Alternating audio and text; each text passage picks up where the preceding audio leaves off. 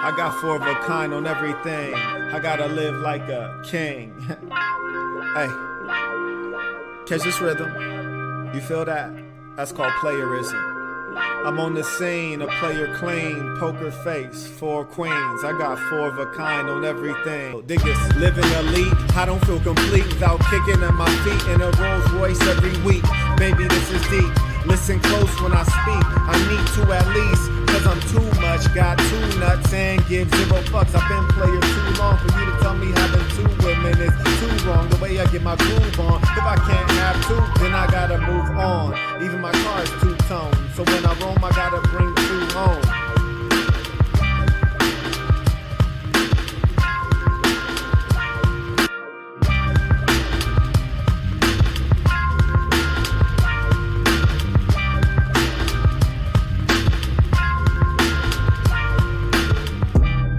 Quit banging my line, ho.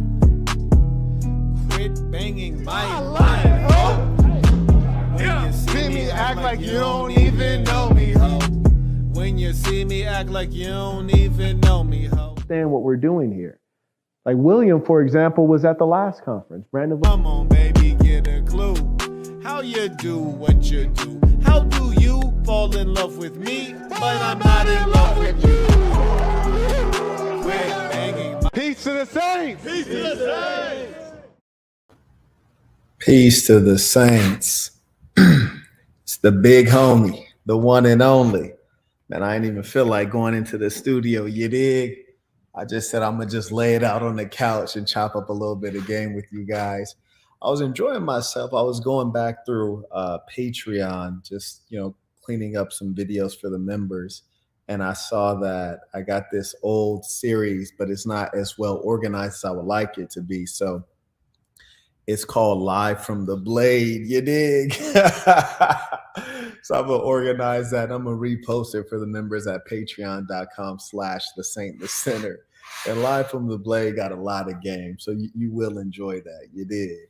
Shout out to Daniel Islam. He writes, tuition, much love from Mexico. Peace to the saints. Indeed, peace to the saints. Is that paz a los santos? My Spanish hasn't been in use in a little while. Screeches writes, video titled Game Time. This live is about to be cold. Hit that like button. Appreciate it. Oh, indeed. And on the Game Time, sometimes I come in with a topic. Right now, I just want to chop it up with you guys and answer your questions. I do have some nuggets I want to share on personal development and success, which is something that we really have to always be focused on. You did keep your eyes on the prize. Recently, I got really busy this month, in fact, obsessive this month over achieving a goal, and it occurred at the expense of my exercise regimen. So there went by a couple times where I didn't get my 30 minutes of sweat in per day, and I noticed that it caused a significant decrease in quality of life and productivity. And the funny thing is, you think that you're too busy to exercise, which is not true, because when you exercise, it actually improves your ability to think clearly. It improves the quality of your sleep. So it actually is supplementing all of the other things you need to be successful. And the ironic thing is that the human mind is easily disposed to getting overwhelmed. You dig? That's why one of the number one pieces of advice I can give you guys when you are dealing with a big challenge or problem or stress or fear is write down your to-do list. But here's the real pro tip. Once you write down that to-do list, then reorder it into the thing that has to get done first, whether it's the thing that must happen ordinarily, or it's the most important thing, or it's going to give you the highest return on investment of your time. Then you only got one item on your to-do list. Then I cross out the whole damn to-do list. I got a new to-do list that has one item. Why? Because if you got a to-do list with 5 items, you can only do one thing at a time. So then I got that separate to-do list with just that one item, and that's the thing I get to work on. And you'll feel better once you get a little bit accomplished on that. You dig? But I'm here for your questions, thoughts, comments. We're going to chop up some game. It's actually an exciting moment because, as you know, we got Coach Greg Adams is going to be live in studio. We're not calling in on video.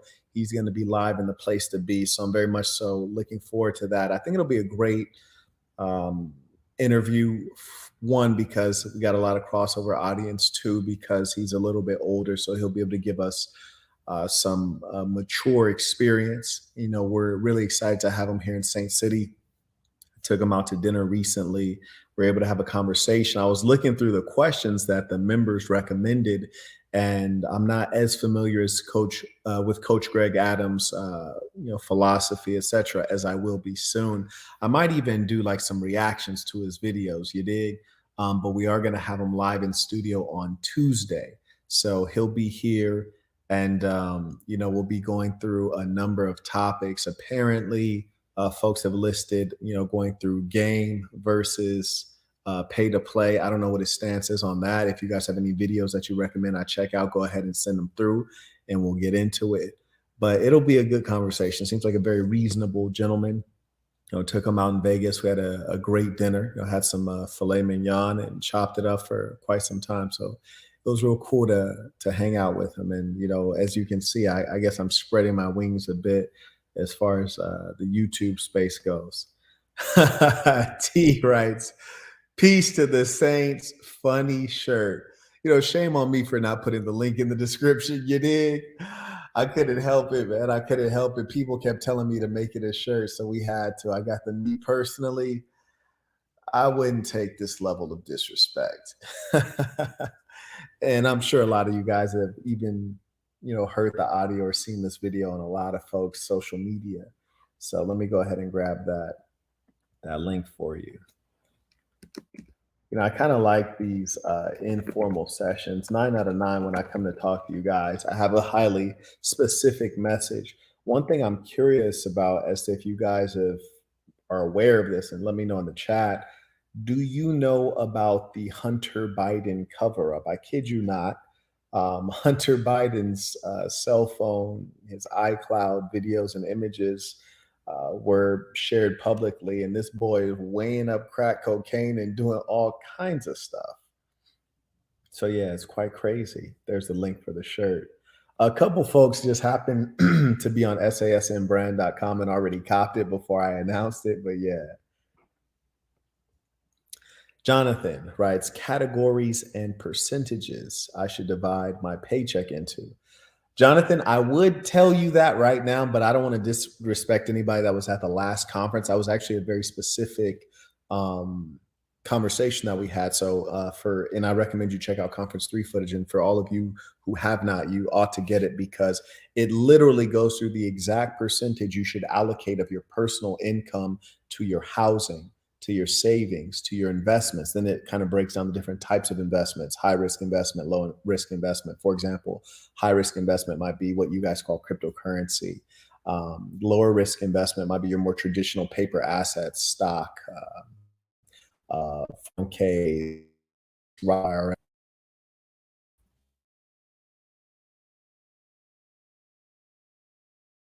Those long-term financial investment instruments. You dig?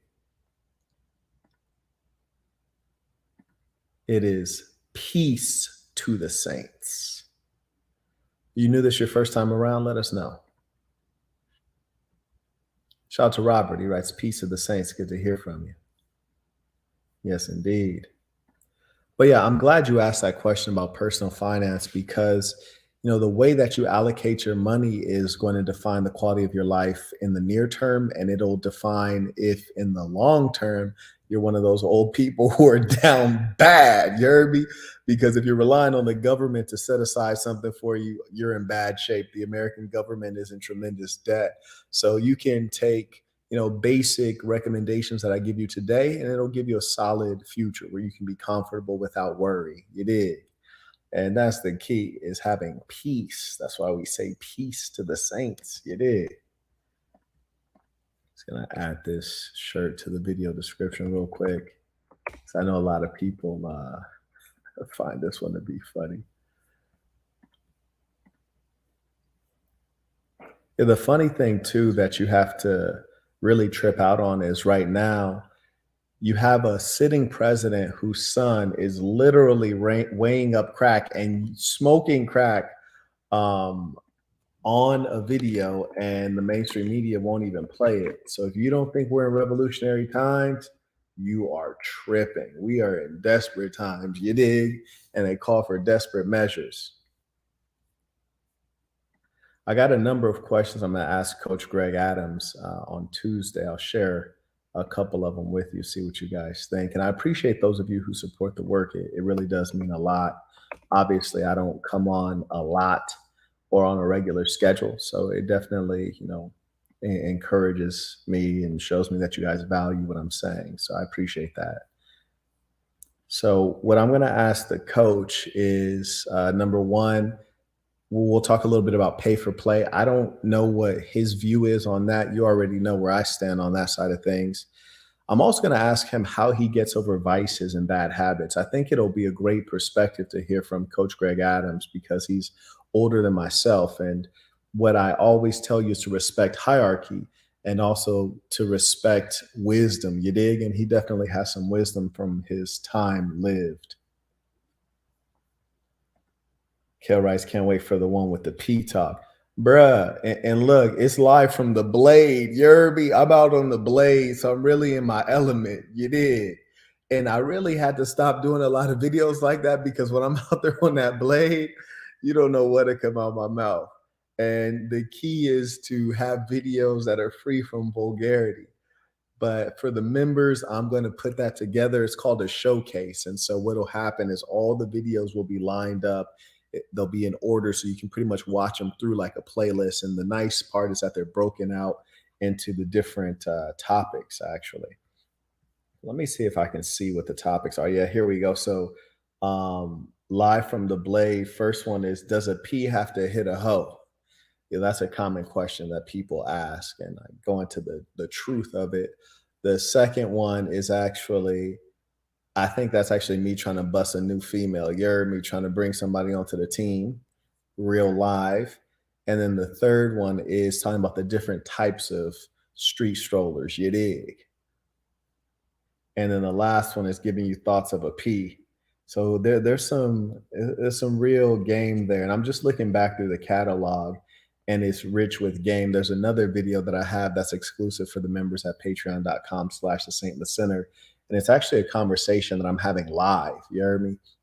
So I'm having a live video call with a chick, and you can see the Dr. Phil process, like how you're supposed to charm a female, how you engage her in a conversation, how you open her up and relax her and really romance her with mere word. And I know that that's a major hurdle for a lot of guys, is that conversation piece, be it remotely or even in person.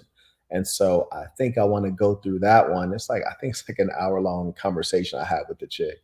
And I may go through that one just so you guys can see that piece live and see me analyze it. Because it's one thing to see something, but sometimes you see something and you don't know what you're seeing. You dig? It's kind of like the same reason you might watch a boxing match and there are announcers kind of breaking stuff down so you know what's what. He says he pays the girls to leave. Yeah, everybody got a story, don't they? All right. Hef.com writes, thank you for your book recommendations, Marquette. You are a great representation of David Schwartz's teachings. Peace to the saints. Indeed. And remember, though I might give a book recommendation when asked, I think you all know that more than that, I recommend action. You dig? Life is about not what you read, not what you know, but it's about what did you do. No one's tombstone records that this guy was a scholar of fill in the blank if you didn't get, any award for it, if you didn't do anything with the knowledge. So the key to life is action, to strike while the iron is hot. And here's the thing, the iron is always hot. It's all about perspective. People don't realize we are in the best of times and the worst of times. You just got to know how to get on the master side of the dynamic. Someone will master and someone will slave. Which one are you? It's always a choice. By the way, baller alert. Shout out to Anthony Tibbs. He writes, do you think 4 years of college or 4 years of business experience is more profitable? It depends on what you're studying. You see, if you take a 4-year course in software development and you're learning the most cutting edge technologies of our day, then surely that would benefit you tremendously. If you're taking a course in social science, then it probably won't do very much for you. Would I rather get a business degree or entrepreneurial experience? I would certainly rather get entrepreneurial experience. And it turns out that you'll save a tremendous amount of money. Student debt is ailing much of the developed world. And so you should never take a degree in something that doesn't pay for itself. And most college degrees don't pay for themselves. You would also consider, if you're not taking a degree in a very meaningful discipline, meaning you're studying some BS, something that ends in the word studies, Chicano studies, African American studies, English language, something like that, you should at least do it at an elite university so you get the connections. You dig? You get to network with people who are of means. Thank you for that question. NBA Mastermind writes, ask him about being cold blooded and what he had to give up to make it. Okay, yeah, I'm down to ask him that. You might have to give me a reminder. Now, tell me this: what do you mean by make it? See, that's a really important question. I can't lie to you. I recently had a young lady that I kicked a little bit of game at. She had asked me something about like success, like, oh, you seem very successful, and I felt a little bit pensive about saying yes. I still wouldn't view myself as successful in as much as I find there to be a very large gap in between where I am today and what I think I can achieve. You dig? I think I got a lot of juice. Now, would a lot of other people consider me successful by traditional metrics? For sure.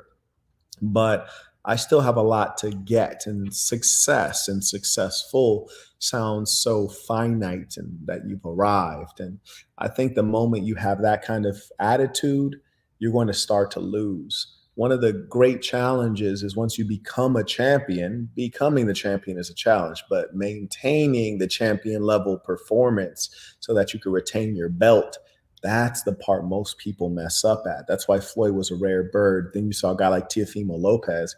He became champion and got dethroned ASAP. You dig? Shout out to Esteban. He writes, hey, Saint, love your guidance. Thank you. It's truly a pleasure. The dude, Trey Folk Trey, writes, bought the Black Box Audio. I noticed that it skips parts and sentences. Nah, it shouldn't skip any parts or any sentences. We've sold hundreds of them and never heard of that.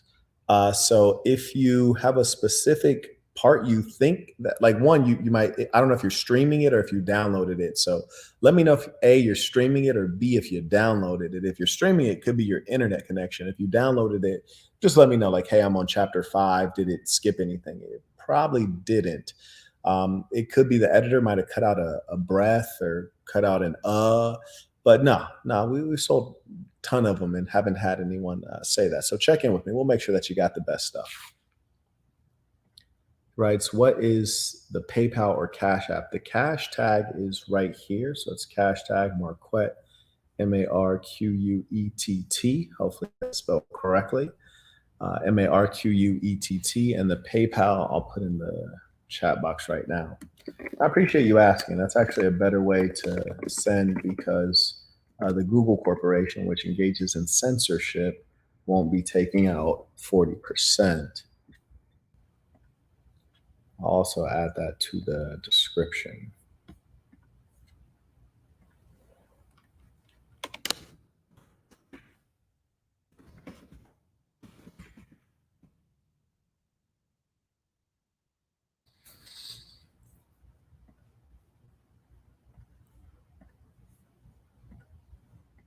Yeah, I'm really excited about this conference that we have coming up. We have 5 tickets left. It'll be the last in-person conference. I just posted a video clip up on all of my accounts, and it was really cool. It just reminds you of that warm experience that we had. And it was also very social. Obviously, we did the education during the day, did the social at night. And it was really fun. It was a good time. And it's also really cool to crack some broads with your bros. You did, which we did. Shout out to the Saints that were involved in that mission. You did. It was a 3-on-3.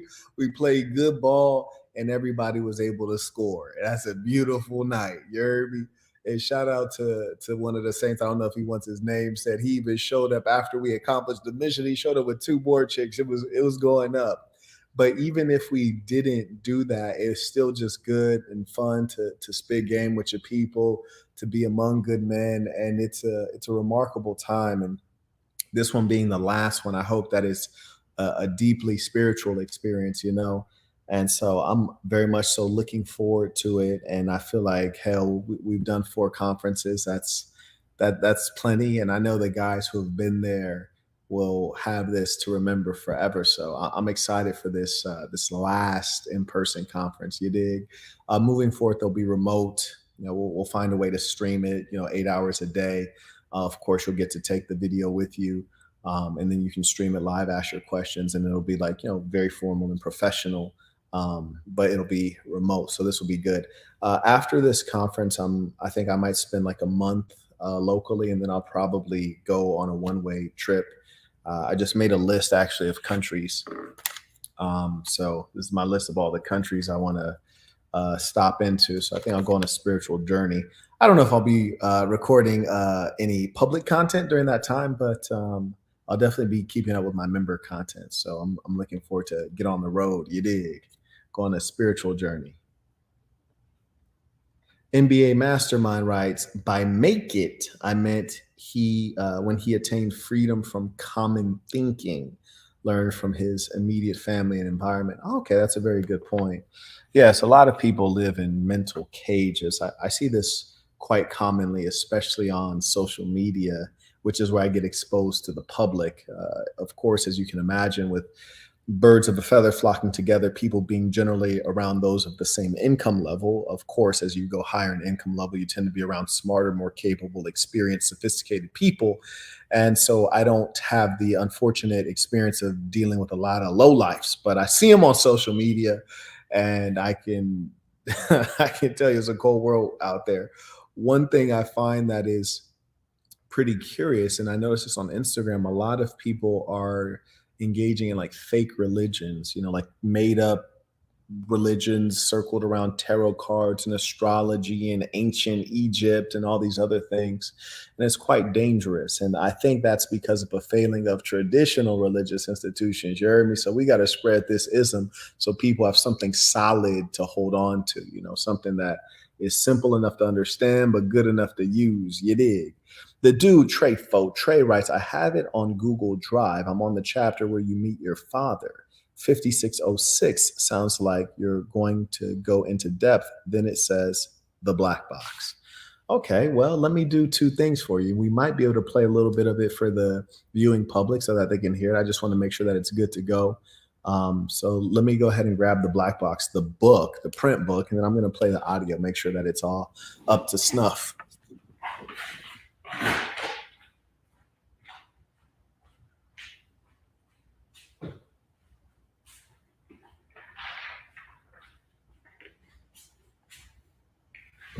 By the way, shout out to the real Saints, you dig, who got one of the first 100 copies. You heard me?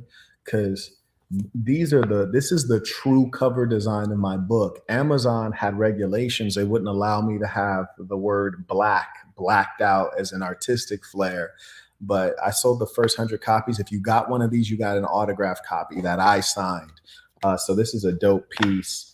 And I still got mine, and I still read it every day. I mark it up, you dig? I really go through it. So you say 5606, which chapter? Saint, why don't you tell me the number of the chapter? That would be helpful. If you tell me the number of it, we can go through it and look through the contents.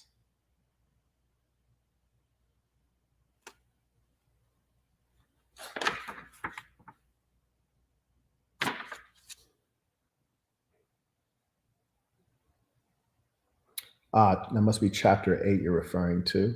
So I think you're referring to chapter 8 entitled Meeting My Father. I'm going to go to page 30, which is the start of it. Yep. And you write at 5606, sounds like you're going to go into depth. Then it says the black box. Okay, let me see if I can pull up the audio book.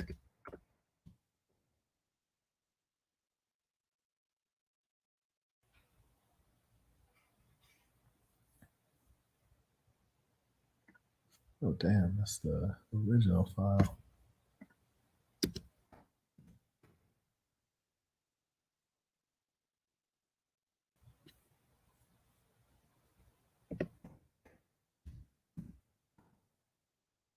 Go.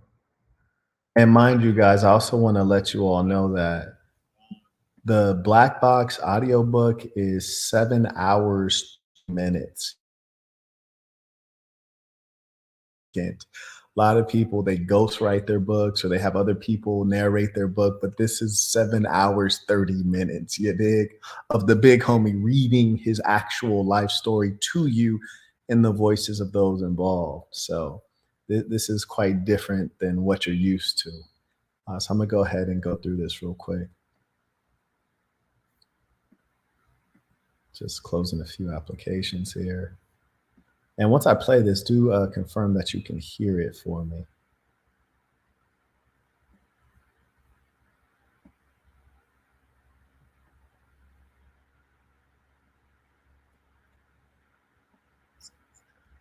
A year older than I am. As we walk through the housing project, everyone gladly acknowledges the older boy. He is handsome, charming, an adolescent who clearly is well known and well liked. My father did not warn anyone that he or I was showing up. He did not provide a heads up that I existed to this woman or her children. He was not timid or nervous. It was like a Japanese boss walking into his corporation and letting the employees know what the changes were. He did not expect any feedback and did not get any feedback. It was like he showed up and said, "This is my other kid, add him to the collection, what's for lunch?" On the ride home in the truck with my father, my mind is blank. I do not know how this will change my life. I'm interested to see my father again. He is easygoing, but does not strike me as the black box. Okay, gotcha. Yeah, did omit one word. The word is he doesn't strike me as an intellectual. So I'll make a note for myself, but for some reason it clips half a second right there. And then, yeah, it does go to the conclusion, which is the black box. So yes, that sentence goes, I'm interested to see my father again. He is easygoing, but does not strike me as an intellectual. And then it goes, the black box. So just cut that word. Thank you for that, Saint. And of course, the black box on this one is reasonably short. And I think you'll notice as the book goes through, the structure of the book is so that each chapter is a self-encapsulated story. So you don't have to have read any of the other chapters to understand a given chapter.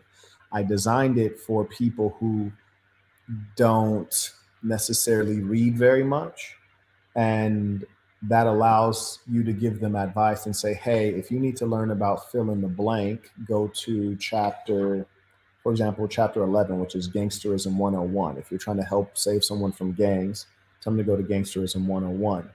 And then they can just go straight to page 45, read from there, and they're good to go. So the dude, you can go ahead and send me an email, and we'll get everything taken care of for you. Just shoot me an email at this email address.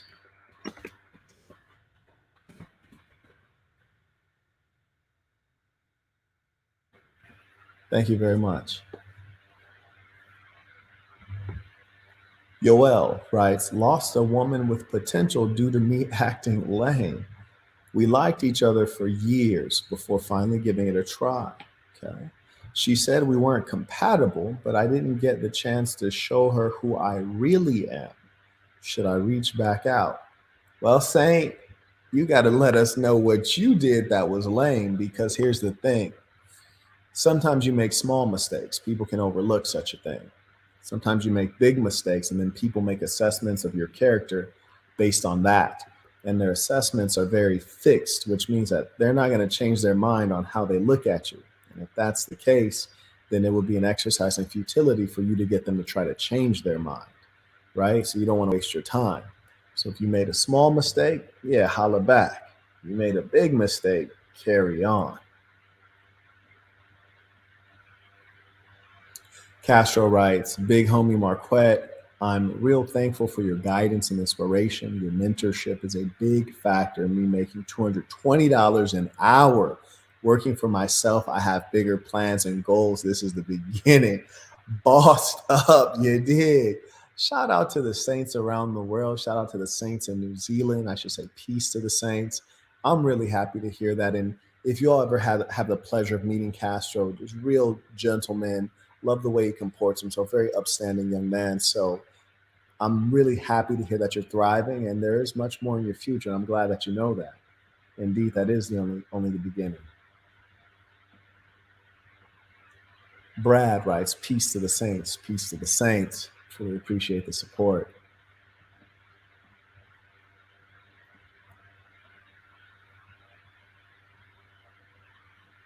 May I acknowledge Zachary? He writes, when is the conference? The conference is on the last Friday, Saturday of this month, which I believe is the 29th and 30th. It is the 29th and 30th, which is that Friday, Saturday. So that is about 2 weeks away. It'll be in Las Vegas, Nevada.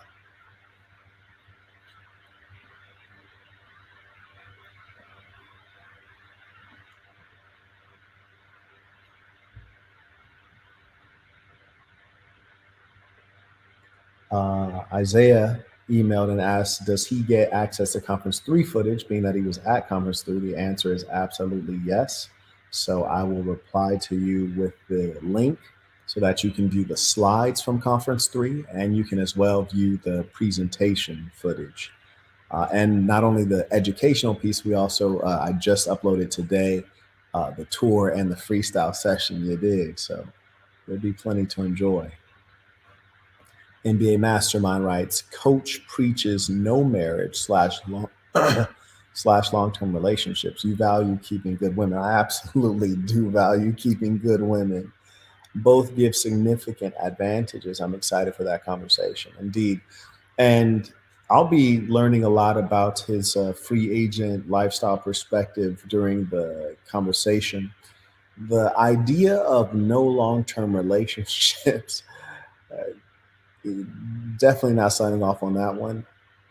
You know, certainly there are things that experience can teach you, and he has a number of years on me. So certainly in terms of like time on earth, he's in the advantage. And in as much as that's the case, you know, I'll be listening as attentively as you all will be to hear how he's arrived at his conclusion of no long-term relationships. And certainly he's done that after being in a long-term relationship. If I understand correctly, I think he was married and had children within the marriage.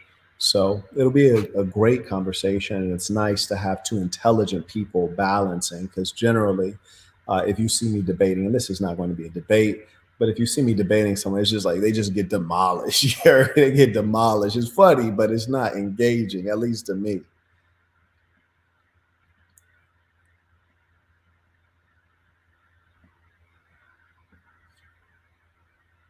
Shout out to Ruben, who now is a member at patreon.com/the Saint in the Center. May we all welcome him warmly to this thing of ours. And Ruben, you're in good timing, because I'll be soon releasing the Live from the Blade series, which I enjoyed making. And I enjoy watching too. I'm not gonna lie to you. Shout out to Justin. He writes, anytime is game time in a real way.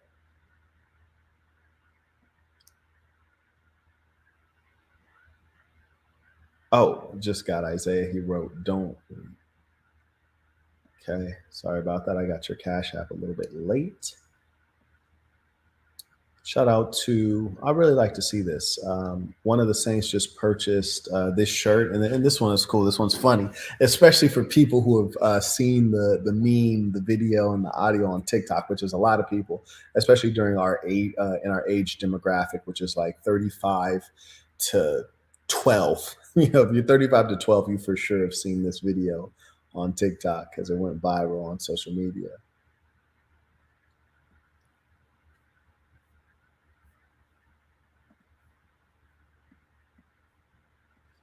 Caught up there.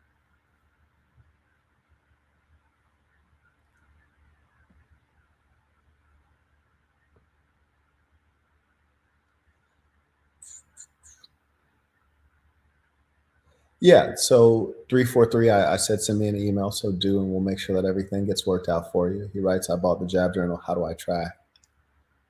The Jab Journal, Mitchell McCauley produces. So we will just in the email that you send me, share your email address, and I'll make sure that everything's forwarded to Mitchell, and he'll get you the tracking information. He's really diligent about that.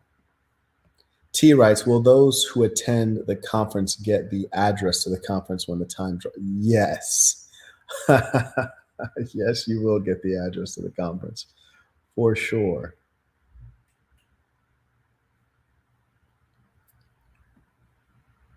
And the nice thing about the conference is that we have a nice, structure that we use for it that has been vetted over 4 conferences. And so it'll be from about 1 o'clock ish to about 8 o'clock in terms of the educational piece. And we'll have a meal during it. And then after that, we'll hit the Las Vegas Strip. We'll have a little bit of social time, and then we'll report the next day at the same time and run back the social again.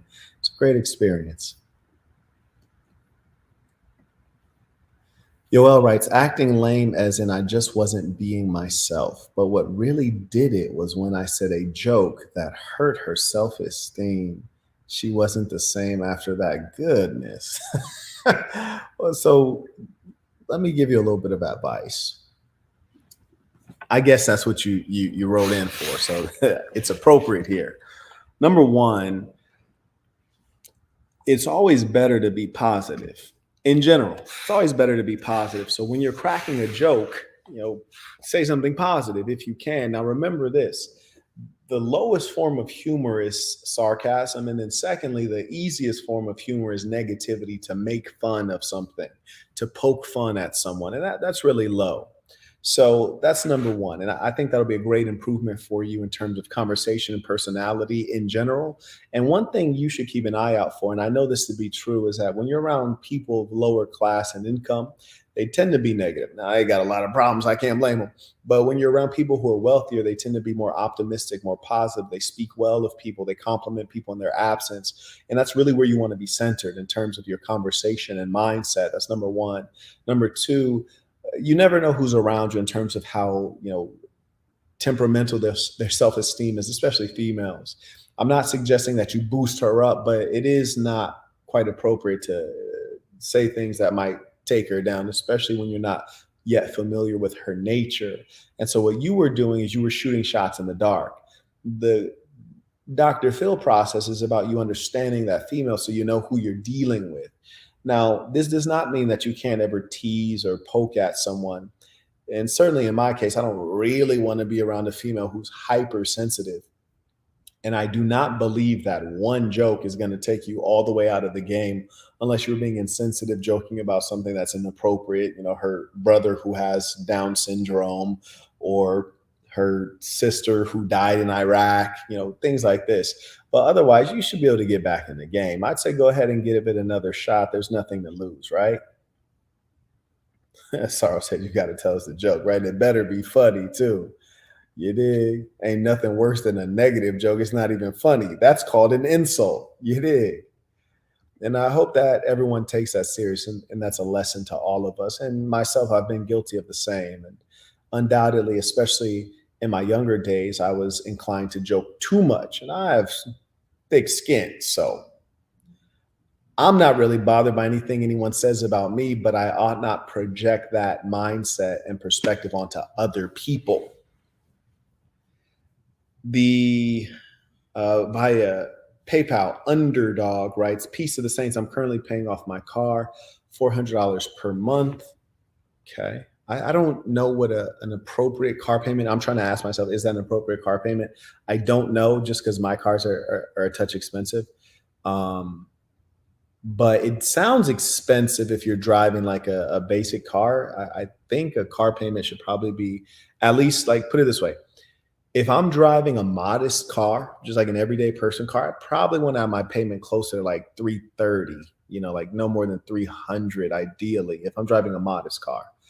So just side note, you don't want to have high car payments. That usually happens when you have a very poor credit or suboptimal credit, which in that case, if you have suboptimal credit, then you would be wise to save your money and just buy an inexpensive car outright. Moreover, he writes, I have roughly $17,200 left until it's paid off. So it might take about 6 years. That's fine. I also plan on moving into an apartment soon. Congratulations on the intention. Due to my current income, I won't be able to afford both the car payment and rent. Well, then, my dear boy, something has to give. Okay, let's see. He writes, I plan on raising my income doing freelance work and building clientele, but not sure how long it will take to get the ball rolling. Well, let me give you a little bit of basic advice. Well, don't move out until you get the ball rolling. And moreover, as I was saying, if you're driving a basic car, you probably shouldn't be spending more than $300. And that kind of goes back to my allocation of your personal finances, which is to say your check. It sounds like you might be spending a bit much on this car. He writes, do you suggest I keep paying the car payment or sell it and get a used car or buy one in full down the line? Well, see, these are good questions.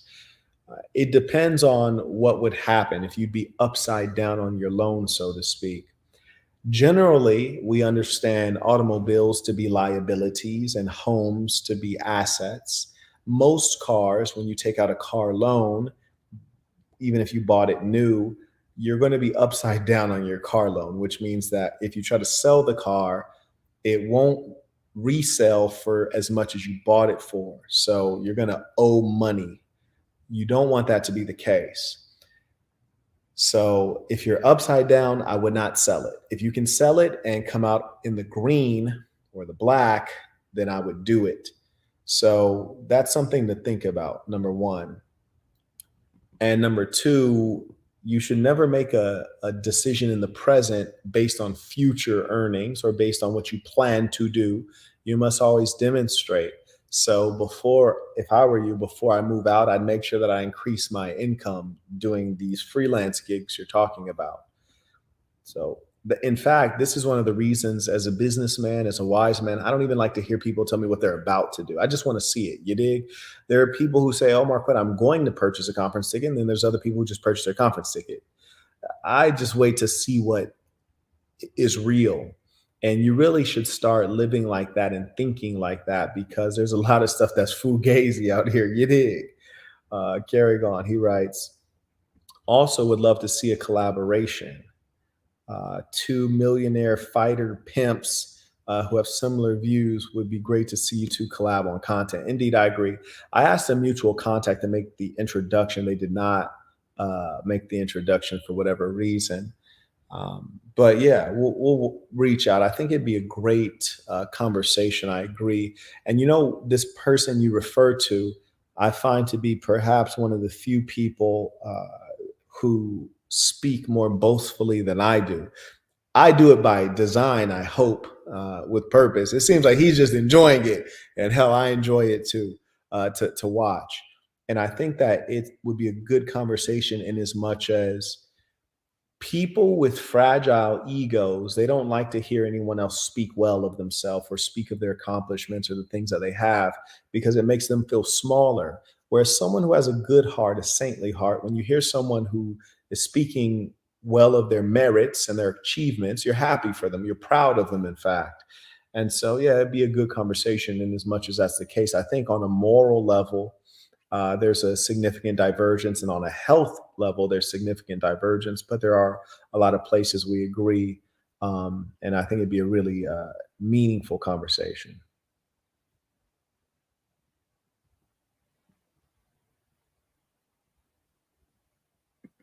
Trevor, I think you meant Coach Greg Adams. That's the one that's coming up. If you were anyone else, I probably would have blocked you. I would assume you were advertising for someone, but I trust that you just made a mistake. Parth writes, peace to the saints. Met a woman who's a surgery resident who doesn't smoke/drink, and her lifestyle is healthy. I smashed the daylights out of her multiple times on the second date, and she was a friddididideek. Should I be worried? Oh, you know what? This hurts my heart to have to tell you this. I understand the situation you're in, which is you meet a young lady. She seems to be intelligent, educated, has a bright future. The challenge is that she is in a masculine profession, generally one that's undertaken by men. Hence, she's likely to have some of the traits of males, and certainly she believes she can compete and outperform males, and particularly in the area of intellect, I trust. And this may be true. Surgery is a highly competitive um, discipline. And in fact, a lot of these folks don't have bedside manner. That's why most of their patients are sleeping when they're dealing with them, so they don't need it. And these are the smarter folks in the medical profession, and these ones are hyper dedicated to what they're doing. Surgery is very demanding, unless she's going into plastics. So I say all that to say this: she certainly is unlikely to be a family woman, because being a resident, when you're a medical resident in surgery, that's very demanding. It's demanding in general, but in surgery, it's even more so. So should you be worried? Well, she was a freak and it was the second date. So that means that second date is pretty quickly. It's typical in 2022, but it's still pretty quick, especially when you didn't have any background with the girl, right? Further, if she was a freak, that means she completely like let loose and she was relaxed and she was open with you, which lets you know she doesn't have her walls up very high. Uh, should you be worried? Well, if you didn't wear a condom, for sure. But if you did wear one, no, you shouldn't be worried. You should just know that you got to take things slowly and don't let your emotions get engaged in this chick, because she's not a traditional feminine type female.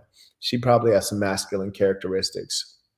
And being that she's going into surgery versus family medicine versus peds, being a pediatrician for children versus being an OBGYN for women, she skipped all those to go to the most rigorous, masculine, exclusive type of medicine. So yeah, you should keep your ears and eyes open, and you better stay sharp because she's not dumb, at least as far as the books go.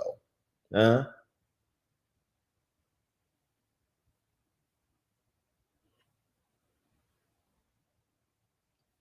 Carrying on.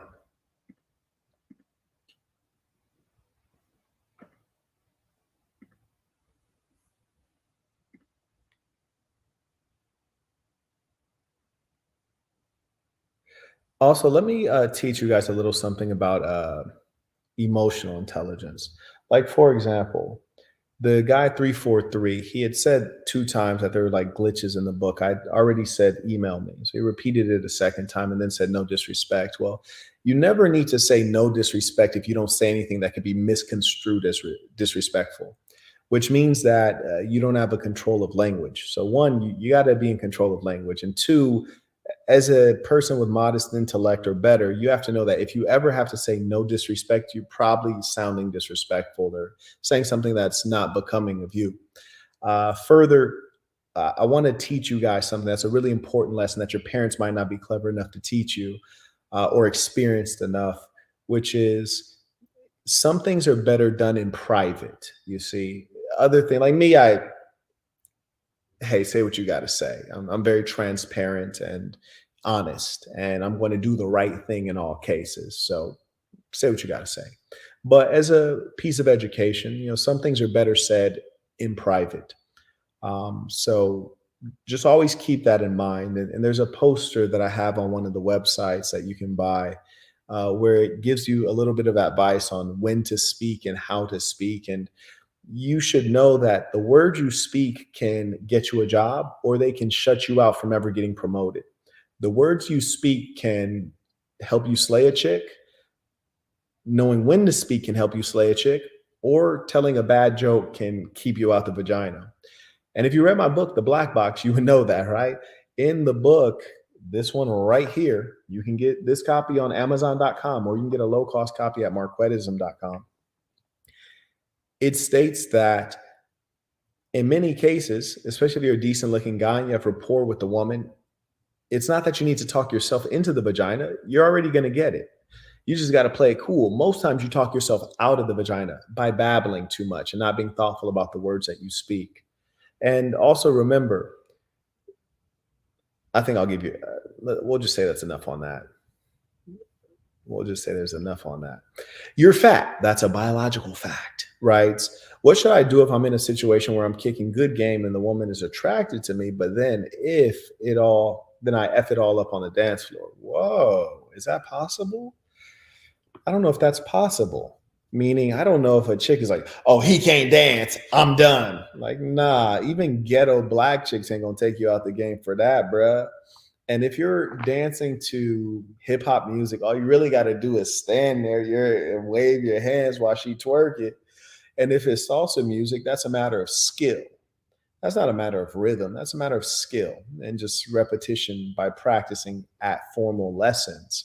So, my first piece of advice is dancing, singing, music is something of the spirit. That's something you should work on and also relax and enjoy it. Because remember, it's not a test. Like dance and singing, these are things meant to be enjoyed. They don't have to be commodified. No one's like watching you making a TikTok of you dancing. So just enjoy yourself. And undoubtedly, if you're enjoying yourself in the process, she'll be able to laugh with you, even if you're off beat. You dig? But if you look stiff and uncomfortable, then that's just unpleasant, right? So that'll take you out of the game, you being stiff and uncomfortable, but just not having skill, not knowing how to do the Dougie, not knowing how to do the stanky leg. No, that's not going to take you out of the game. So that's number one. So when you say you're kicking good game and she's attracted, you can't F it up on the dance floor. That's impossible. Any woman with common sense is aware that you don't spend most of your time in the relationship on the dance floor.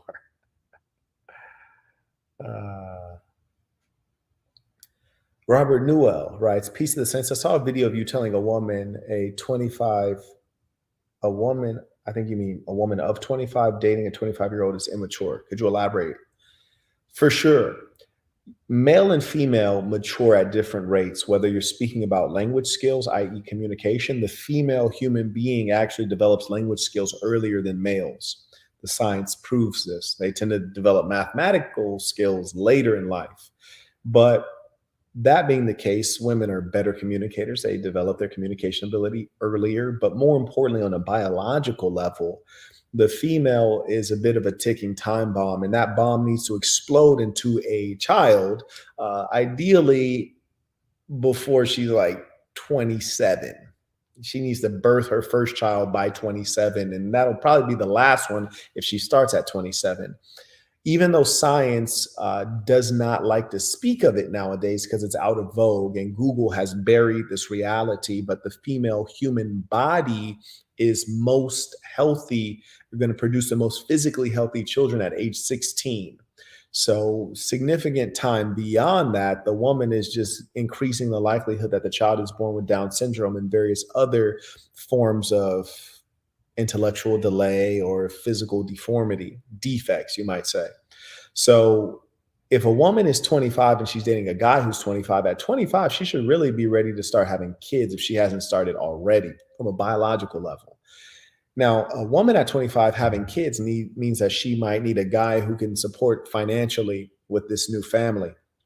The likelihood that a man in the West at age 25 is financially stable or even mentally stable is very low, which is why a woman of 25 should probably have a guy that's like 30, right? At the least. So that's why I'm saying if a woman is dating a guy who's the same age as her, she's probably immature unless she's in school. You know, if she's in high school or college, that makes sense. She's generally around guys that are the same age. But once she's exited university, which if she has common sense, she's finished her bachelor's at 22, if she has decent work ethic, you know, beyond that, it's not sensible for a woman to do that because a guy can produce children up until age 80. A woman pretty much should not produce children after age 28. It just is what it is. That's not me. That's the science. That is how the Lord hath written it. You dig? Fax Kellerman checking in.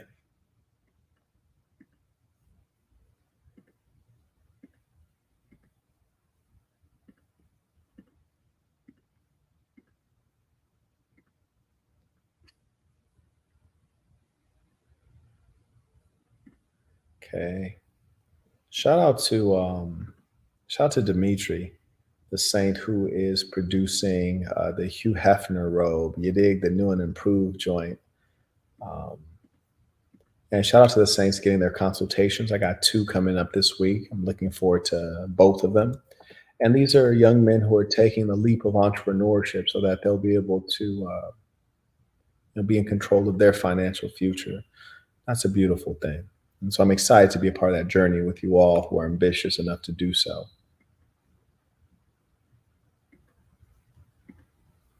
So just a heads up, Dimitri, I just sent in the approved everything that you sent me with regards to the robe.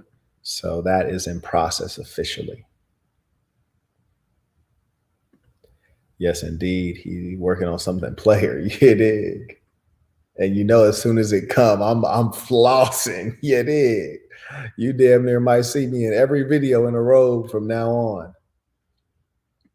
He says my girl and I are the same age. No, it's not to worry. I mean, enjoy. You dig? Enjoy.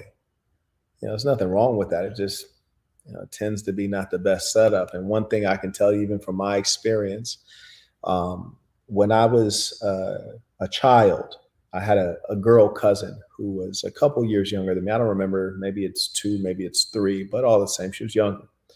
And this is an example of how the female ability to manipulate is far beyond that which the male naturally comprehends. At the last conference 3, I actually went through a whole strategy on how to deal with female manipulation and how to manage the female. Great session.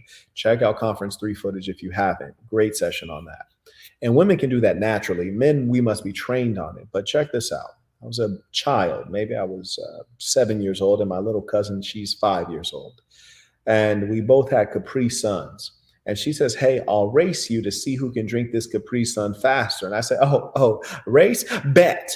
And she was like, all right, 3, 2, 1. And we both started sucking the straw to consume the Capri Sun. And I finished mine up. And I said, ha, beat ya. I drank all my Capri Sun. And then she says, ha, you don't have any left.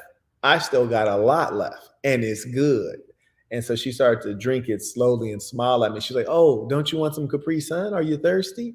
And that whole experience and setup was for her to make me consume mine quickly, just so that she could play the trick on me of saying, hey, I still have something and you have nothing. The sad thing of her being able to think of something so wicked and manipulative at age 5 is just unreal. But she did that on instinct, didn't need any training. You hear me? And that to me is quite remarkable and scary, but it is indeed their nature. And you don't even have to have a high IQ woman to pull tricks and run circles around your mind. She was 5 years old. Casual Germ writes, showing appreciation for the streams. I appreciate that. Thank you for the support, Saint. It really does mean a lot. Thank you to the men who stand up. Parth writes, I don't want to be that guy who hits and quits, but another one let me hit first date, and she was hella thick. And after 3 to 4 dates, she's telling me she's catching feelings. What should I do? Seeing 4 right now. Well, if they're all offering value and they're playing their part, carry on.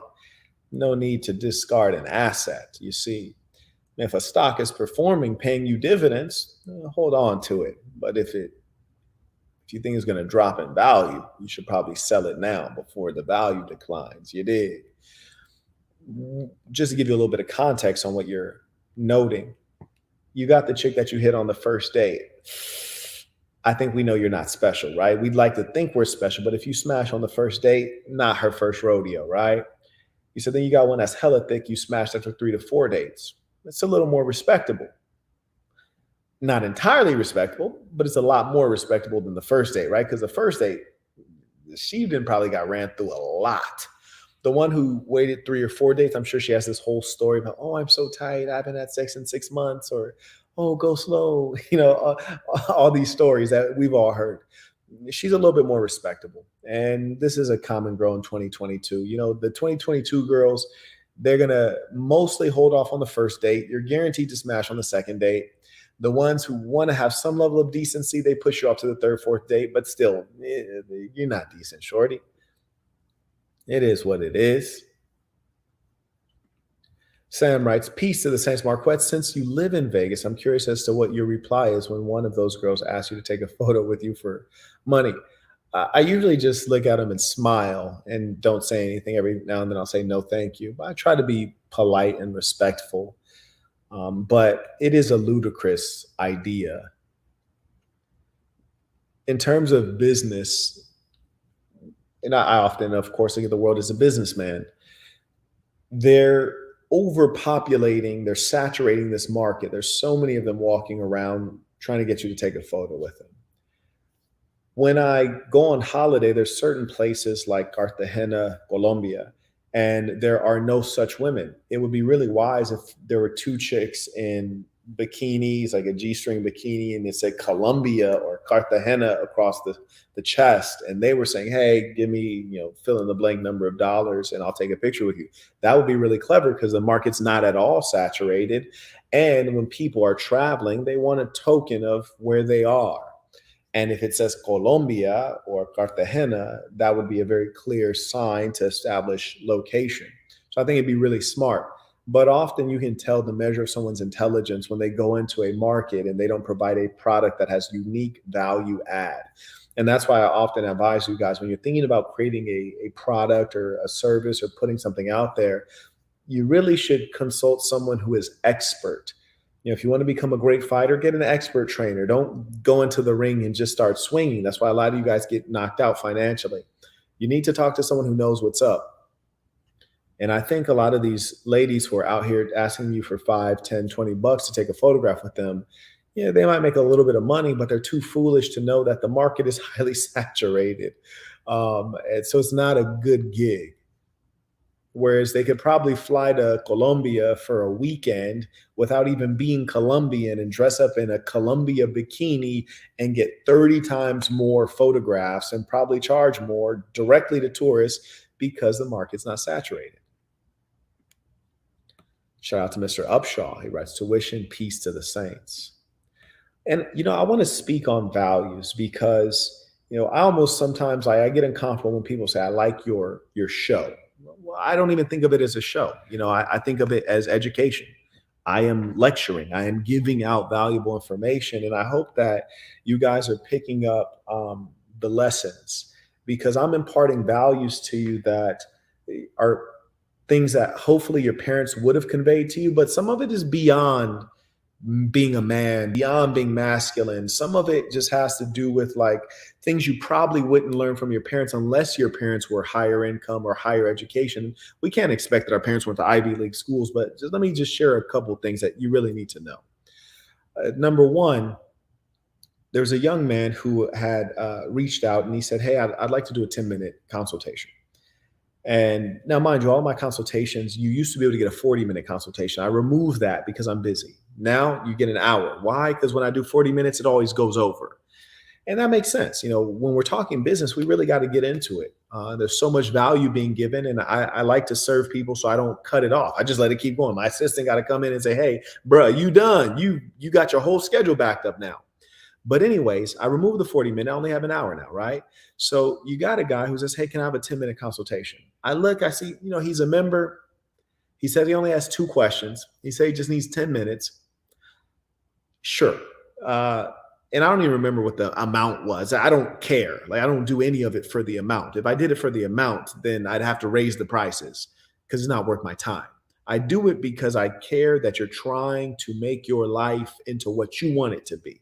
That's what's exciting to me. I want you to write a book about your success, and I want to be in the book. That's why I do it. So anyways, he says, "I want to do a 10-minute consultation," which I don't even have such a thing. But I say, "Okay, sure." And I say, here's a time. Does this time work for you? And he says, "Yes." I say, "Okay." He doesn't make the time. He doesn't tell me he can't make the time till last minute. And say, "Okay, well, can I do it this time next week?" No, because it's not about the money for me. I was doing it as a consideration. So a person who's extremely busy, exceptionally busy, offers you time, and you're not even compensating appropriately for the time, and then you don't honor it. Now, I don't say that to embarrass the person. I just say that because I want him to understand that, the way your mother might engage you, the way your family members might engage you, the way your peers might engage you, the way your high school teachers might engage you are different than someone like me in my position. My time is not like their time. You got to put the appropriate value because now I got to write you off. Like I can't ever do a deal or take you seriously now, even though you might be a serious man. You made one mistake, but I don't have the time to deal with the off chance that you might be a good person or might be a smart person. You see what I'm saying? Because there's so many people trying to get my time.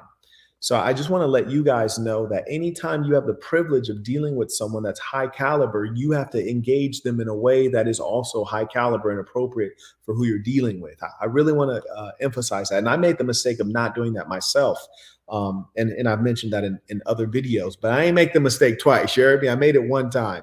And so I hope you guys are really picking that piece of game up. And there's another funny story I'm trying to remember. Oh yeah, and this is another one. And this one pissed me the hell off. Anytime, and I want to really share, and I knew this instinctively, but I heard it stated intelligently by another businessman whom I respect. He said, when someone sets a price, pay what it costs. And that's so real. When they set a price, pay what it costs. Don't haggle, pay what it costs. You know, you don't walk into Walmart and say, I want this Snickers for 50 cents, even though it says $1.50. You don't do that. You pay what it costs. There's an individual who got on my Patreon and then set the price lower than my lowest tier. And I messaged him. I said, hey, why would you disrespect me like that? I have I don't even want to say over 300 hours. I have over 300 videos. You know what I'm saying? And there's a ton for free, but you chose to get the premium content that I've worked really hard on. And I have a lot of private information here. Why would you disrespect me by paying less than what was stated there? Why would you do that? And he says, oh, well, I really only wanted to see this one video. Well, regardless, my price is what it is. Why would you pay less? Now, what he did is this. Now, say the difference between him paying $10 and $20. That's like a $10 difference. Does that matter to me in real life? No. $10 up or down doesn't matter. But the principle matters tremendously. So now when I look at that guy, I don't fuck with him because I look at him as a person who's not a man. A man pays what he owes. A man pays what he owes. A man doesn't look for a free ride. A man doesn't try to sneak by. And he responds, oh, no disrespect. And that's something a lot of these weirdos nowadays use the term no disrespect. You're not a man. You got to be a man. Here's the thing. As a man, if I disrespect you, I'm not going to say no disrespect. I'm going to disrespect you, look you dead in your eyes and say, yeah, total disrespect. Absolutely. And we can get into some more stuff if you want to take it to the next level, but I'm absolutely being disrespectful. I'm not going to lie about it. That's feminine. That's womanly. And then if I truly intend to not be disrespectful and I've made an error, then I'm going to correct it. So in this guy's case, he's like, oh yeah, well, I'll cancel my membership at the end of the month. Okay, so after you've paid like a fraction of the price and consumed all my content, then you're going to cancel your membership? You're a dirtbag to me. You know, my assistant says, well, Marquette, you shouldn't feel like that because he's still supporting the content. I said, no, absolutely, I should feel like that. And I do feel like that because it's not about $10. I mean, he has to know that I'm not struggling for $10. I don't think I've ever been struggling for $10 at any point in life. Even when I was in utter poverty, $10 never meant anything to me. But what has always meant something to me is respect. And as a man, you don't disrespect me by devaluing what I do. And when I saw that, I was like, see this guy, like if he bought a conference ticket, I would refund him because I don't want to meet him. This kind of a guy, if he bought one of my products that I shipped from here, I would refund him because I don't want to do any business with him. And so now he's created an enemy by being a miserly, parsimonious person. I want all of you guys to know when I say pay what you owe, that is not a sales tactic. That is a life and death philosophy that I've always lived by. If I owe it, I will pay it. If it is owed to me, I want every penny. And when I say penny, I mean that in the literal sense of penny. If it's a penny and it's mine, I want it. And let me give you guys another thing to let you know. It's about principle. I was walking behind a homeless person one time. I saw this on my Facebook story recently. You know, when they say, oh, 3 years ago, you wrote this story. I think this one was like 5 years ago. Long story short, I was walking behind a woman who appeared to be homeless. She had dropped a number of coins. I say, excuse me, miss, you dropped some coins. She turned around and said, like she didn't care. I picked up every quarter, nickel, dime that she dropped. Why? It's the principle. It's a psychological thing for me. It's psychological. Of I want my goddamn guap. It's psychological. Did those quarters and nickels and pennies that I picked up mean anything to my bank account? Not a damn thing. But it meant a lot to my psychology. When you have a winning psychology, you got to be wired that everything counts. Let me tell you something about success. Success accumulates. Just like failure, it accumulates, which is to say you have to do the right things consistently. You have to think the right thoughts consistently. Just like failure, it doesn't show up out of nowhere. That means you screwed up a number of times. Huh? Yeah. And so I say that to say this. I increasingly see that I don't care to be famous. I don't want to be famous, but I damn sure do want to be a meaningful teacher to those who try to follow this ism. I see a lot of people, strangers, fans, adding me on Instagram. And I look at some of their profiles. I'm like, oh, this person is like into Egyptian religion. This person's into tarot cards. This person has their pronouns on their profile. This person has all this goofy stuff. And I know they don't really follow the ism. They maybe saw a funny video that I did. And they'll probably never really understand the depth of what I'm teaching. And it hurts me because I don't even really want to be associated with these personalities. But for you who are serious men, I hope that when you hear me speak, you know that I'm serious about what I'm telling you. Pay what you owe. I really mean that. I don't want to be around you if you don't pay what you owe. I really mean that. And I hope you live by that. And I got a lot of slurs I deal with. You did. One beautiful slur. She actually texted me today, says she missed me. I don't know what is. Did she miss the D? Does she miss the lifestyle? Who knows? I might ask her. But anyways, the point is this. What was I going? Oh yeah. So this slur, right? This slur had asked me. Now mind you, we butt naked. She says, oh, you don't have any tattoos. And I'm thinking, love, we're butt naked. What you mean? Do I have tattoos? I'm naked. You can't tell? But she says, do you have any tattoos? I say, no, no. Then she says, would you ever get a tattoo? And I said, probably not. She says, well, if you did get a tattoo, what would you get? I would get pay what you owe. Pay what you owe. Because in my experience, every time I had to hurt somebody, it's because they owed something. And every time I saw people getting hurt, it's because they owed something. When you pay what you owe, life is beautiful and peaceful and peachy. You pay what you owe, you get what you deserve. You fail to pay what you owe, things get ugly in life. That's a statement that I live by and die by as a man. So I just want you guys to know that it's real out here. Pay what you owe. That's a serious thing. Your daddy should have taught you that. And if he didn't, now you know. And if you don't follow it, that's because you's a hoe. Only hoes, carrying on. 343 writes, my apologies, saying you're right. Sometimes I don't think before I speak, but it can come off rude sometimes. I must work. No, it's fine. I mean, if you intend to be rude, be rude. There's nothing wrong with that. I mean, there are times I intend to be rude to people, but you have to ask yourself, is this someone who holds power over me? Is this someone I need for something? Is this person a friend? Is this person a family? And if they fit into those categories, you need to be thoughtful about how you speak to them. And you should also be thoughtful about what you say in the public sphere.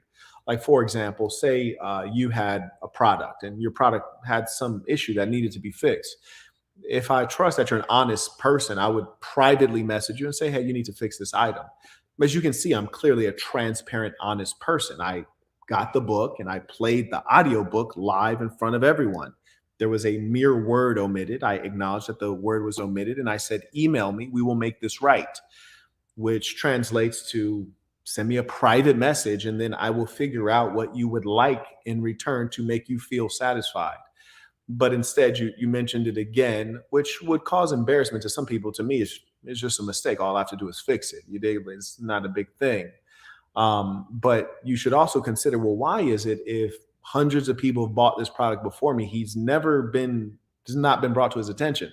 Either it's a small thing, you're like maybe a little bit too intense about it, but that should also cross your mind. And I don't say this to embarrass you. I just say this to drive your thinking, because success accumulates, as I say, and also you have to understand that it's the details that shows an intelligent person, an experienced, a seasoned person from a novice. Like, for example, I was out to dinner with a woman, and when I'm at dinner with a woman, because I was raised in a certain way, I look at the way she holds her utensils, right? Like, if you are holding a fork and you hold a fork like this, that's not proper.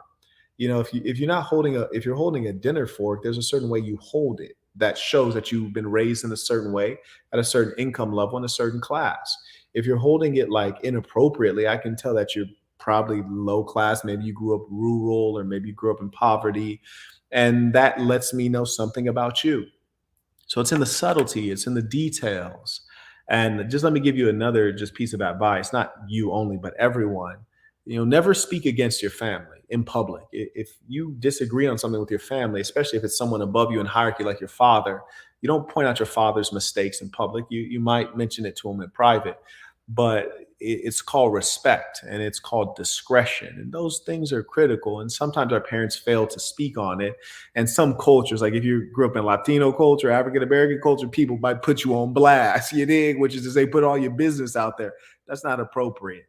Now, African American culture is largely lower class because most of us are in poverty, but that is not right. And that is why I'm correcting it here. He writes, my apologies, Saint. You're right. Sometimes I don't think, but yeah, all of us have experienced that. The Beast writes, Mr. Marquette, is drop shipping still a profitable business in your opinion? Thinking about starting an e-commerce store, Peace of the Saints. I'm glad you asked that, Saint. I actually have a lecture that addresses that. So in conference 1, I explain what drop shipping is because a lot of people do not actually know what drop shipping is. So conference 1 footage, I do recommend you get. It explains what drop shipping is. Then secondly, explains what you would do alternatively if you wanted to be in e-commerce without drop shipping. And what you would do alternatively is what I recommend, and it's more profitable. But to answer the simple aspect of the question that you're asking, which is drop shipping profitable? Yes, it can be profitable, but you're just cutting into your own profit margins by having a middleman there. So let me get this link for you. I highly recommend you check into these business lectures in conference 1. It'll clarify everything that you need to know. 1, what is drop shipping? 2, how profitable is it? 3, what's more profitable? 4, what do I have to do to be successful at drop shipping, as well as the alternative. And let me tell you all that if you try to go into business or create a product without getting advice first, you're doing yourself a disservice. And what's more, you're also verifying to me that you're not willing to invest what's necessary to be successful, which is to invest in your education. The idea of going to university, if you want to be a doctor, you go to medical school. You don't just go out trying to practice. The sad thing is sometimes people, for some reason, think they can just go and start doing business without having any expertise or experience or proper education. And the sad thing is, just side note, there's the link for conference 1 footage. I just put that there for you if you want to get that and get an understanding. But if you go to undergraduate and you take out a bachelor's degree in business, or you get a degree in business administration, you wouldn't have the foggiest idea on how to administrate or run a business or create a product. You wouldn't have the foggiest idea. I know that for sure, both at the undergraduate as well as the graduate level. And I say that because I've lectured MBA students and I've answered the kind of questions they ask me at the MBA level. I'm talking about people who are like anywhere from 25 to 35, and they're still asking me questions that are relatively elementary after having had all this business education. So I say that to say that the conference footage that you're getting on how to create a product-based business with less than $500 is A1 and would benefit anyone at a top business school, because this is the education that they're missing. MBA Mastermind writes, pay what you owe. It's a life principle. Real talk. Goofballs in America want their student loans to be canceled. Their education won't have any value as well. Talk to me. You know, and me having been in the higher education industry, obviously my tech company, we sold to large universities across the country, throughout the world. And one thing that I found very goofy is when you hear these politicians say, oh, we're going to offer free community college. Well, clearly they're not aware that university itself has a 50% fail rate. Community college has a much higher fail rate. So now you're taking something and you're about to offer it for free, which means that you're going to allow more people to attempt it. So it's going to increase the fail rate and degrade the quality of the education because the classes will be more popular. It's just quite ludicrous. 343 writes, how do you protect yourself from false accusations from a woman saying, number one, you select the appropriate women to lay with. And so that's step one. Fortunately, despite all of the controversial things I've said in the areas of relationship and with regards to women, I've never had anyone accuse me of such a thing. That's due to the selection of women. I have However, been in the midst of women I usually wouldn't be in the midst of when we're doing the Saint City podcast every Wednesday at 7 p.m. Tune in. A lot of these women are not necessarily women I would associate with in my real life. You dig?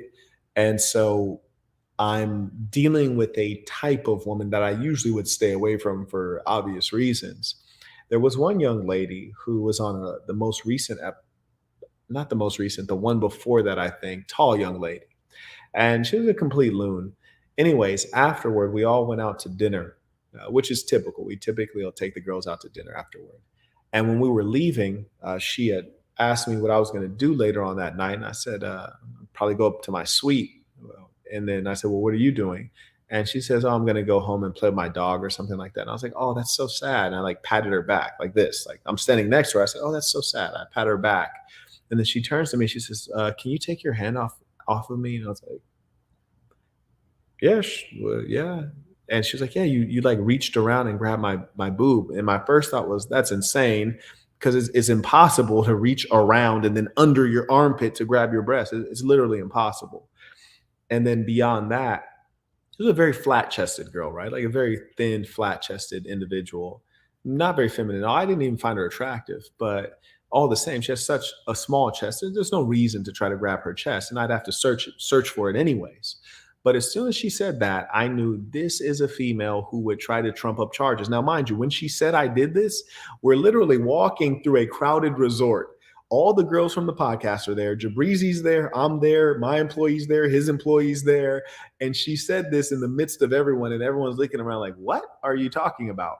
So if she'll say this with all these witnesses who see that it didn't happen, there's even video cameras that can see that it didn't happen.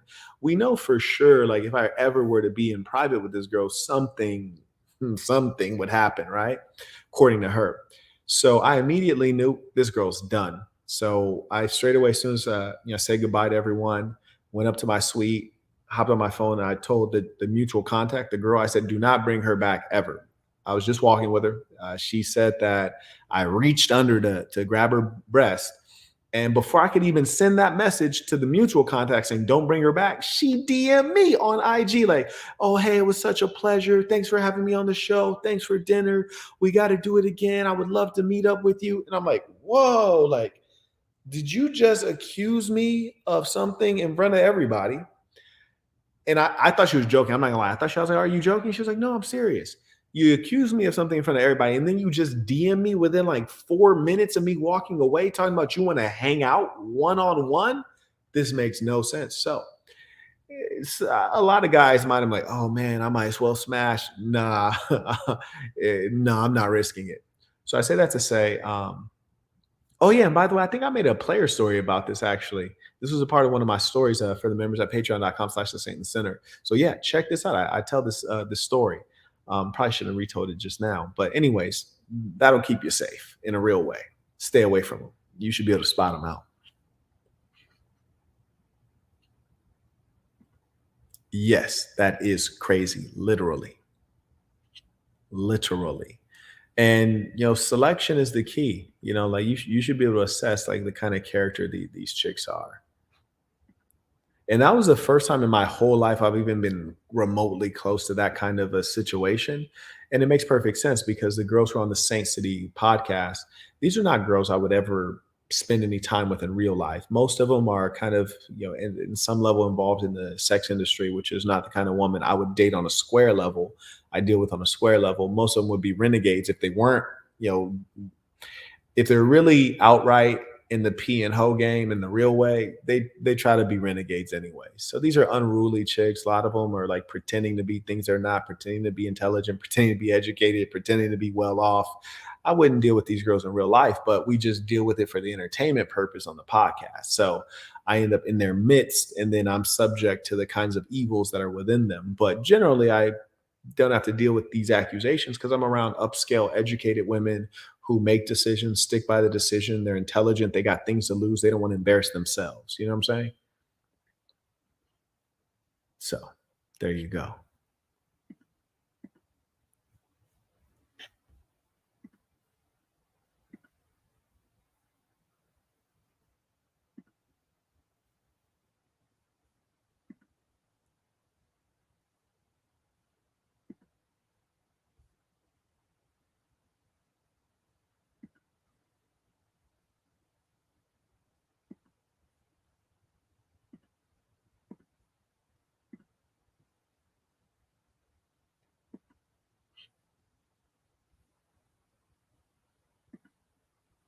May I acknowledge Simeon, who comes in by a Cash App. He writes, hard to stay honest in a world full of cheaters. Well, you got to be yourself. And so do what's right for you. But one thing I can assure you of, if you're in a foot race or you're in a competition of any kind, if one person cheats and the authority is not aware, then it's not fair until you take an advantage as well. You dig? I hope you understand what I'm saying here. You can only make it fair by taking the measures that they're taking. Shout out to Esteban. He comes through with tuition. Truly appreciate it. Neil Fani writes, peace to the saints. Thank you for everything, MDB. Truly thankful. I appreciate that. And it was a pleasure meeting the saint at conference 2. So it's always nice to be able to put a face to the names. I'm not about having an internet movement. I'm about, real relationships in real life, real community.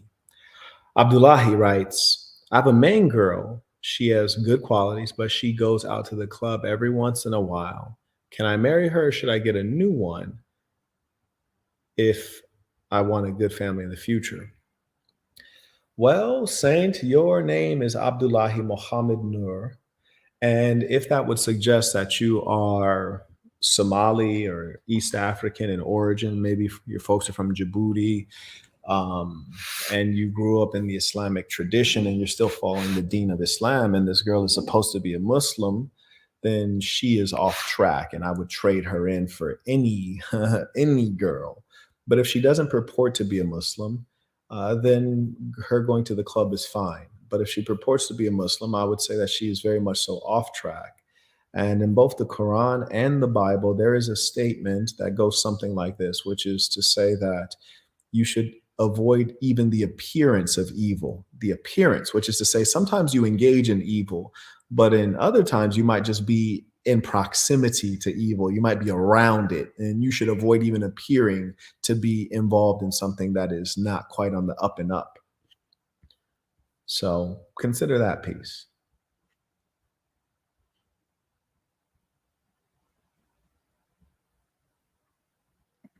NBA Mastermind writes, Mary, wait until you hear Coach. It will make you think.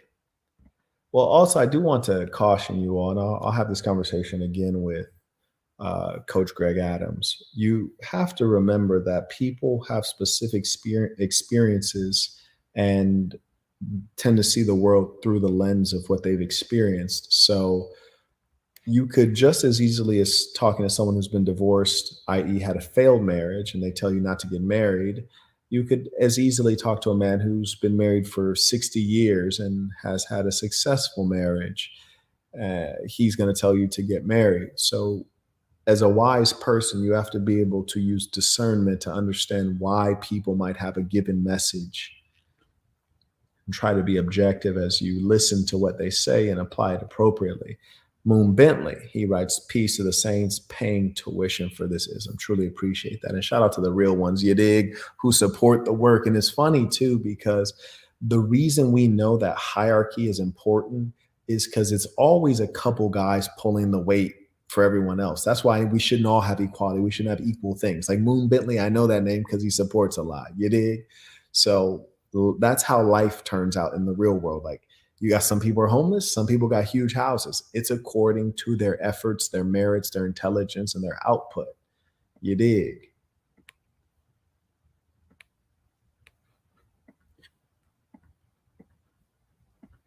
Go ahead and send in your thoughts, opinions, questions, comments as we wind down. Also want to give you guys a heads up that I did list the lessons from a P2, and we're going to analyze some game from another P. I think this will be pretty cool because I find that he's a contrast, a significant contrast to the last P whose game we analyzed. So definitely tune in for that live session. It'll be really good. This is the kind of stuff I really like. I need to start interviewing some of these guys because there's nothing worse than listening to these very uptight, square types ask the same robotic questions. All the internet interviewers are the most uninteresting people, aren't they? They're like, so where'd you grow up? Did you grow up in a 2-parent household? What were your parents like? Like their questions are so predictable and uninteresting. But for now, I'll be going through one of his previous interviews and we'll be analyzing the game. How can you apply it to relationships? How can you apply it to your square affairs in business and things of the like? How can you apply their advice in terms of success and understanding? And also, what lessons do you see that are consistent among all the P's we hear from? And then eventually, I got a roast that I'm going to be doing. And I'm waiting to get a few things out of the way, and then I'm going to do that epic roast. And it will be epic per usual. You dig? I can't wait. Shout out to Motusi, comes through. Now, is that the South African Rand? What currency is that? Let me know. I'm curious, Saint. I am curious. May I acknowledge Donovan Stevens, who comes through with support. And shout out to Donovan Stevens, who is moderator extraordinaire, by the way. Appreciate the consistent support, Saint. It does mean a lot.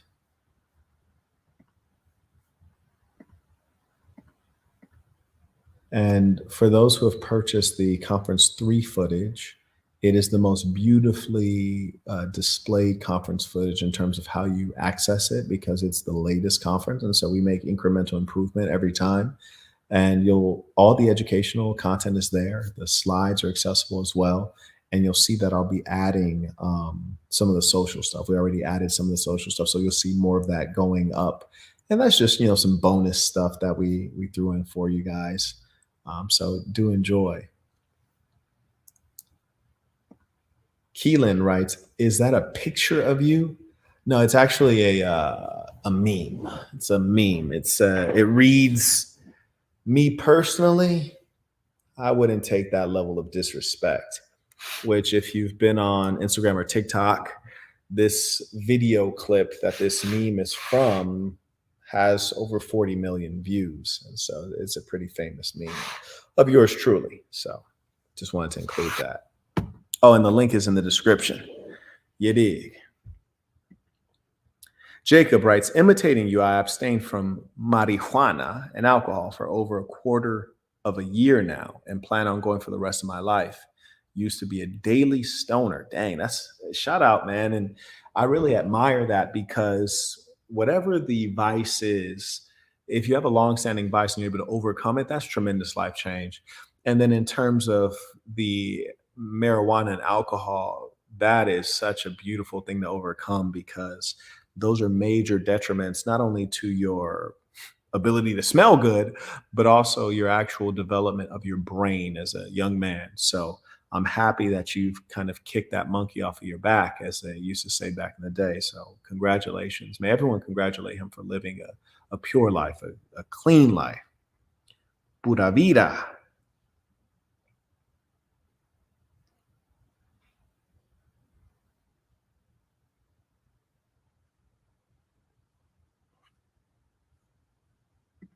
Old boy Davey writes, peace to the saints. Have you been to Nashville? I have been to Nashville, country music capital of the world. And you know what? When it's Thursday, Friday, Saturday night, man, Nashville has some serious females. You dig? I'm talking about jean shorts, some serious thighs on them, and cowgirl boots. I am with it. He writes, they say it's Vegas of the South. There is only one Vegas, but it is cracking. And you can't really have Vegas without the resorts and the casinos, right? But in terms of nightlife and live music, it is exceptional. And it's better than Vegas because it's more affordable, in as much as that's the case. Are you as likely to catch a one-night stand in Nashville? Definitely not. There's nothing like Vegas, my dear boy. They call it Sin City for a reason. But yes, it's fun, and there's some gorgeous women. Right, in a real way. And those Midwest women have values, which is nice. I appreciate Midwestern women. Shout out to the women in the Midwest, the women in the South, all the rural women, the women in Western Pennsylvania. You did? Yeah.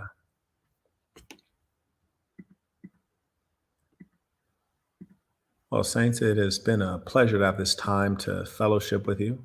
I appreciate those of you who have supported the work. Really does mean a lot. And I look forward to seeing those of you who will be at this conference in person. It'll be a good time.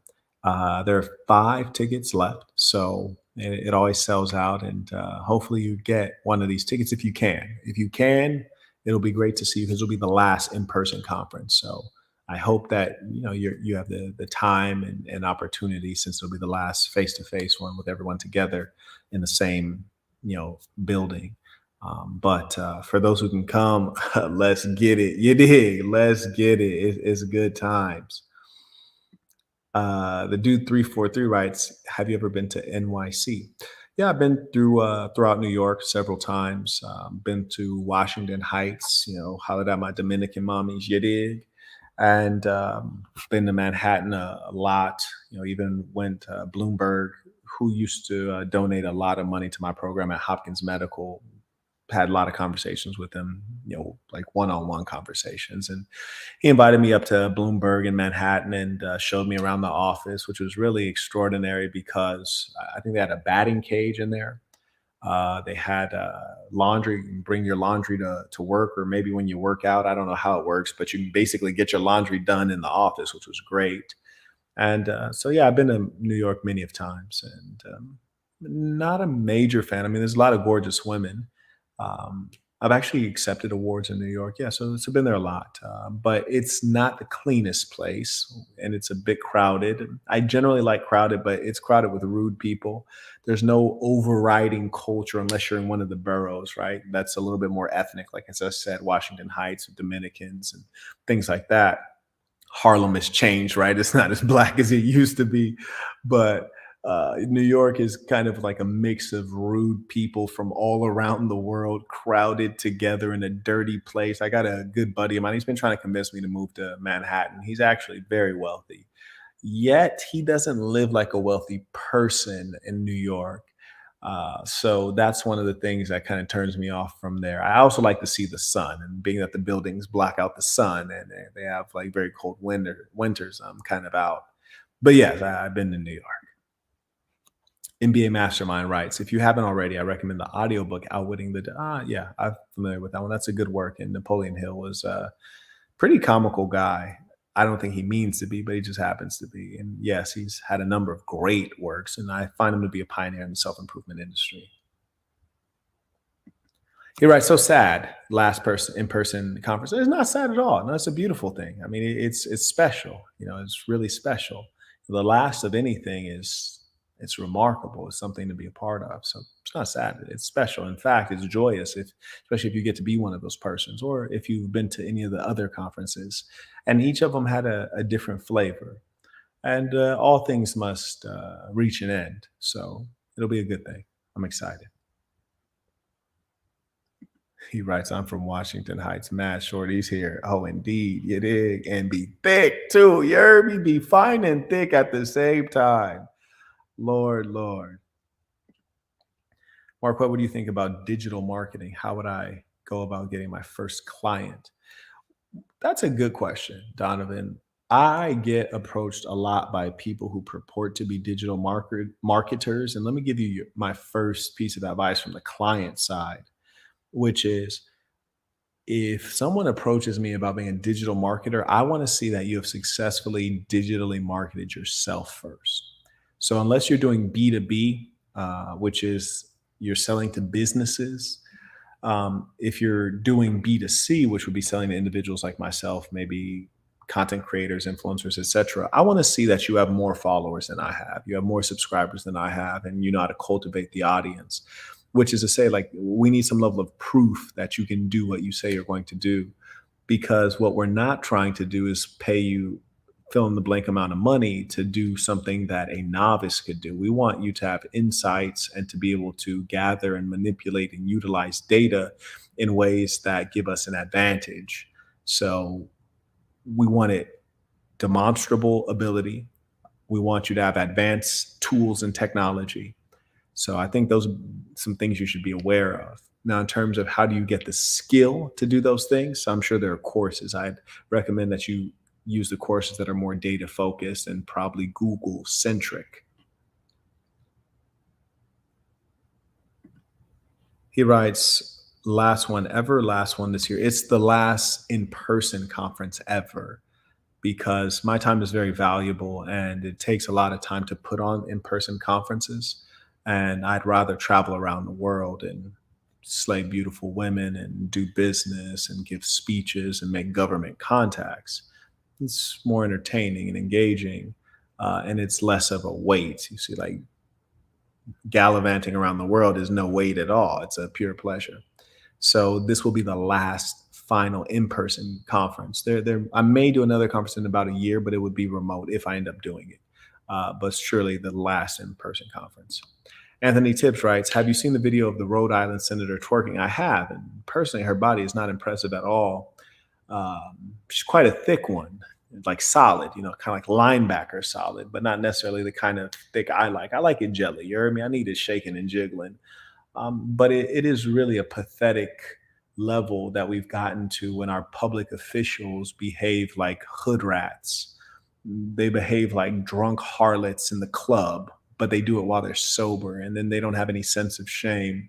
We're at a low state, but it also reminds us that this is one of the reasons we are not supposed to be, as males, led by females. It's not appropriate that she even is a senator.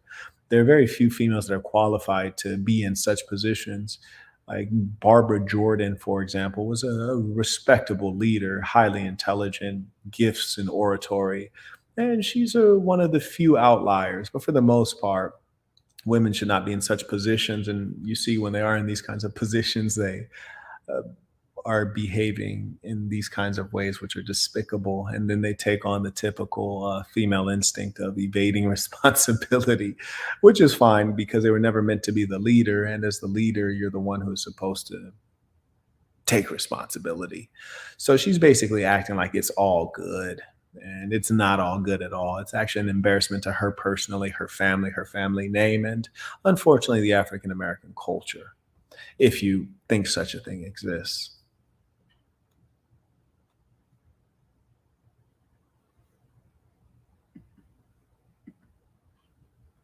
Well, Saints, let me just make sure I haven't missed anyone. Oh, okay.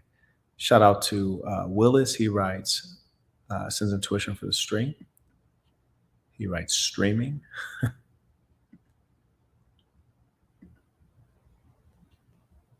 Well, Saints, it has been truly a pleasure. And speaking of such, I do have my podcast. I put a link in the community tab where I was on a run today, and I was like, oh, it's nice to have something to listen to, because YouTube you can't listen to unless the video is up. So if you need something to run to, you can check out the podcast, which is on Spotify, Apple Music, etc. So you can just listen to the audios without it cutting off when you have to switch over screens. Otherwise, I will catch you all very soon. We got the Lessons from a P coming up soon, and then we got on Tuesday the interview with Coach Greg Adams. So those will be good conversations. Shout out to Aiden. He writes, peace to the Saints, paying what I owe. Appreciate it. This is one of the Saints I met, came out and had a workout, which was dope. So shout out to the Saints in Saint City. You dig? Outro.